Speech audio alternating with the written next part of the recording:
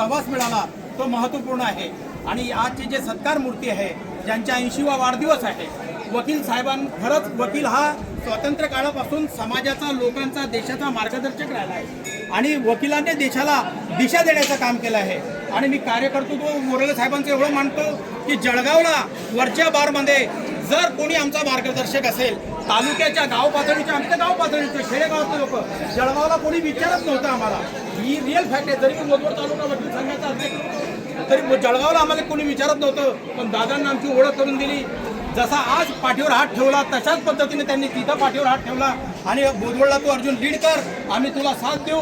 आणि हायकोर्टला सुद्धा बोधवडचं न्यायालय झाल्यानंतर 2 वर्ष इमारत पडून होती, त्या टायमाला दादांनी आणि नाताभाऊंनी पाठपुरावा केला आणि बोधवडचं जे न्यायालय, जे इमारत बंद खंडरमध्ये रूपांतरित झालं होतं, ते कार्यरत झालं। खरंच या दोघं महाभूतींची म्हणजे फार मोठी साथ महत्त्वाची आहे। बोरवले दादांबद्दल एवढं की एक खेडेगावातला माणूस, प्रत्येक माणूस स्वतःसाठी जगत असतो। आपली गाडी, आपली माडी, आपल्या बायकोची गोलमोल साडी एवढ्या पलीकडे तो जात नाही। पण दादांनी ज्या टायमाला शाळा सुरू केली, खरं म्हणजे पहा, लोक फक्त नेत्यांच्या, अभिनेत्यांच्या मागे फिरत असता, माणसाने शाळा काढली। तुमच्या मुलांमध्ये डॉक्टर, इंजिनियर, वकील, आणखी लोकप्रतिनिधी बनावे हे स्वप्न दादांनी त्यावेळेस पाहिलं। खऱ्या अर्थानं अशी माणसं करोडोमध्ये एखादी होत असतात, जी गावाकरता काहीतरी करत असतात। आणि म्हणून या प्रसंगी मी तुम्हाला विनंती करेल की दादांचं इतक्या जोरदार टाळ्या की दादा जळगावला जातील तरी तुमच्या टाळ्या ऐकू आल्या पाहिजे। शाळा काढली, अरे गावातल्या त्यांनी हाल अपेक्षा सहन केल्या।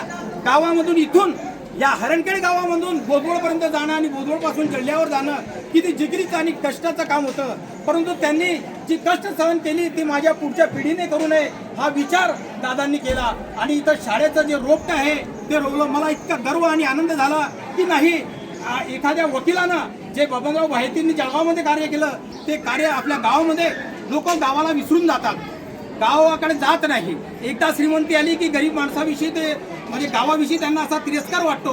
पण बोरवले दादा आपण वेगळे आहात आणि याच वेळेस मी धन्यवाद देतो ताई साहेबांचे की त्यांची खंबीर साथ तुम्हाला मिळाली। माणसानं संघर्ष केला, गावापासून ते शिक्षण घेण्यापर्यंत, ते नोकरी मिळवल्यापर्यंत आणि नोकरीनंतर पुन्हा मला काय करायचं आहे तर त्याच्याकरता वकिली हे शेवटचं पर्याय त्यांनी बरोबर निवडलं। आणि गावाकरता, समाजाकरता, लोकांकरता आज जे आम्ही सर्व जमलेलो आहोत, का जमलेलो आहोत, त्यांच्यावर प्रेम करणारी सर्व माणसं आहोत म्हणून।